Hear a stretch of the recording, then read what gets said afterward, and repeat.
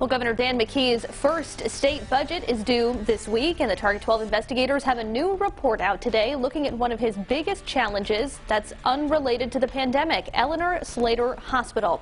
Target 12 investigator Eli Sherman has been looking into the issue and joins us now live via Zoom. Eli, we've been hearing from a lot of people about problems at this hospital. So first, can you just remind all of us, what is Eleanor Slater and what is Zambarano? Sure. Eleanor Slater is a state-run hospital with multiple facilities in both Cranston and Burrillville. The Cranston complex, with units including Adolph Meyer, Benton, and Reagan, mostly cares for psychiatric patients.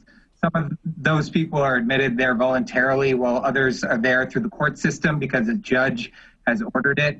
The Burrillville unit is called Zambarano, which people may be more familiar with. That facility is designed to provide care to some of the most complex medical conditions there are out there, such as brain trauma and spinal cord injuries. It's also a major employer up in Burrillville. And Eli, a lot of this comes down to budget conversations. The hospital started running into money problems more than a year ago. How did that all come about? Yeah, it's pretty complicated, but the short version is that the state in the fall of 2019 fell out of compliance with the federal government because of some mismanagement at Eleanor Slater. And as a result, the state stopped receiving tens of millions of dollars in federal reimbursement money through Medicaid. To cover the loss of that federal funding, the state's been forced to use general revenue, that state money, which continues to be a problem more than a year later. The state has applied to be reinstated for the federal funding, but still hasn't received approval. And in the meantime, they did a review of operations and ultimately decided that some of the patients were in the wrong places for levels of care.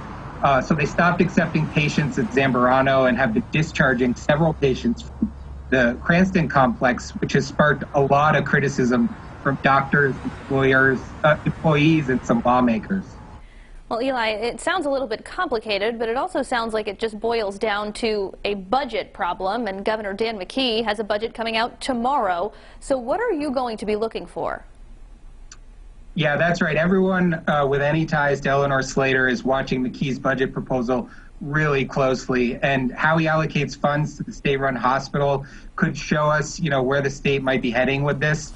The Raimondo administration had been moving towards potentially downsizing and restructuring the hospital, which had some people concerned about the future of the facility, especially Zambarano.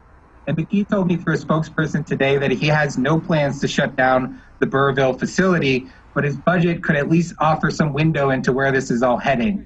Separately, the Senate has called an oversight committee hearing on the issue for later this month, and we'll be tracking all of it.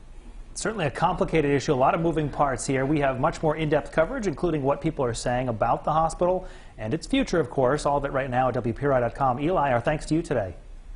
Thanks, guys.